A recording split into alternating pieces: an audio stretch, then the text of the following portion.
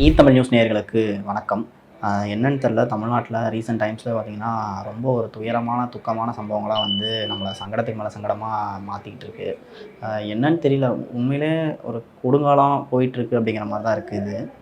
ஏன்னா எப்படி சொல்கிறதுனா, இப்போ ஒரு 2 நாளைக்கு முன்னாடி பார்த்திங்கன்னா ரிதன்யான்னு சொல்லிட்டு ஒரு பொண்ணு திருப்பூரில் வரதட்சணை கொடுமையாக பார்த்திங்கன்னா சூசைட் பண்ணி செத்துட்டாங்க. அது சம்மந்தமான ஆடியோஸ்லாம் பார்த்திங்கன்னா சோஷியல் மீடியாவில் பரவிக்கிட்டு இருந்துச்சு. என்னாலே நிம்மதியாக இருக்க முடியாமல் ஊருக்காக என்னால் வந்து ஒருத்தன் கூட என்னால் இருக்க முடியாதுப்பா. நான் முடிச்சுக்கிறேன் என் லைஃப்பை.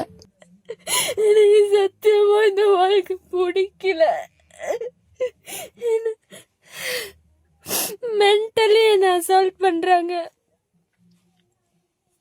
ஃபிசிக்கலாக ஈவன் டார்ச்சர் பண்ணுறான். அது நம்மளை வந்து கண்கலங்க வச்சுச்சு. உண்மையிலே வந்துட்டு ரொம்ப கஷ்டமாக இருந்துச்சு அந்த ஆடியோலாம் கேட்கும்போது.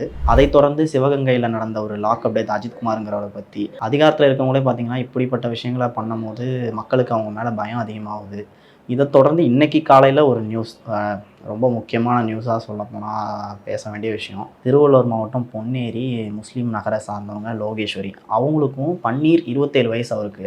கடந்த 27ஆம் தேதி 2 பேருக்கும் திருமணம் நடந்திருக்கு. திருமணம் ஆன 4 நாள்லேயே பார்த்திங்கன்னா இந்த துயர சம்பவம் நடந்திருக்கு அப்படிங்கிறத நினச்சி கூட பார்க்க முடியல. என்ன நடந்துச்சுன்னா, கல்யாணத்தின் போது பார்த்திங்கன்னா 5 சவரன் போடுறதா சொல்லியிருக்காங்க. 4 சவரனும் போட்டுட்டாங்க. இருந்தும் பார்த்தீங்கன்னா ப்ளஸ் ஒரு பைக்கு வாங்கி கொடுத்துருக்காங்க. ஓகேங்களா, மாப்பிள்ளைக்கு, அதாவது பன்னீர் அப்படிங்கிறவங்களுக்கு. இதை தாண்டி ஒரு 4 நாளுக்குள்ளேயே பார்த்தீங்கன்னா இது ஏன் இன்னும் ஒரு பவுன் போடலை, இது ஏன் உங்கள் வீட்டு சைட்லேருந்து அது பண்ணல இது பண்ணலன்னு சொல்லிட்டு பொண்ணுக்கு பயங்கரமாக டார்ச்சர் கொடுத்துருக்காங்க போல். அது இல்லாமல் ஆபாசமான வார்த்தைகள்லாம் சொல்லி திட்டியிருப்பாங்க போல இருக்குது.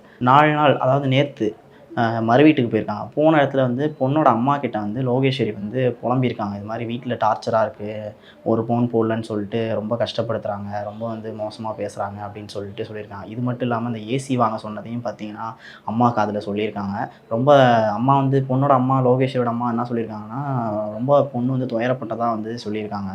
இதில் நேற்று நைட் என்ன நடந்திருக்குன்னா, பாத்ரூம்குள்ளே போன லோகேஸ்வரி ரொம்ப நேரமாக கதவே திறக்கலை. என்னடான்னு சொல்லிட்டு இந்த பன்னீரோட அம்மா, அப்பா மற்றும் பன்னீர் ஆகியோர் வந்துட்டு ரொம்ப நேரமாக கதவை தட்டி பார்த்துட்டு உடச்சி உள்ளே போனப்போ தான் தெரியுது லோகேஸ்வரி தூக்கு மாட்டிக்கிட்டு இருக்காங்க அப்படிங்கிறது.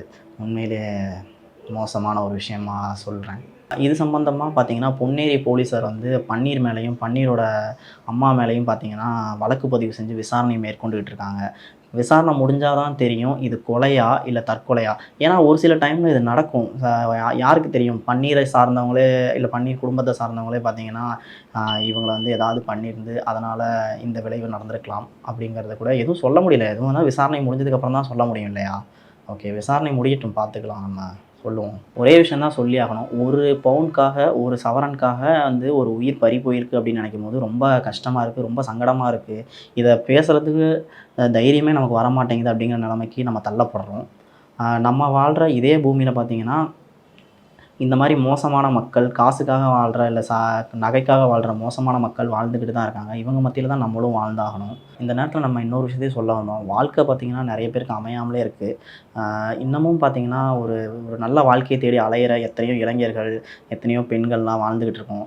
ஆனால் உங்களுக்கெல்லாம் ஒரு நல்ல வாழ்க்கை கிடைச்சும் அந்த வாழ்க்கையை வாழ தெரியாமல் இப்படி உயிர் பலி நடக்கிற அளவுக்கு ஏன் இவ்வளோ வக்கரமாக அல்லது இவ்வளோ ஏன் மோசமான இந்த வாழ்க்கையை வாழ்கிறீங்க அப்படின்னு சொல்லிட்டு கேட்க தோணுது. இனிமே இதுக்கு மேலே இந்த மாதிரி சம்பவங்கள் நடக்காமல் நம்மளை சார்ந்தவங்கள பார்த்துக்கணும். இது போன்ற முக்கிய செய்திகளுக்கு தமிழ் நியூஸை ஃபாலோ செய்யுங்கள், ஆதரவு தாருங்கள். நன்றி, வணக்கம். நமது தமிழ் நியூஸ் சேனலில் உங்களது பொருட்களை வெறும் 500 ரூபாயில் விளம்பரம் செய்ய வேண்டுமா? தொடர்புக்கு 7806942275 தொடர்பு கொள்ளுங்கள்.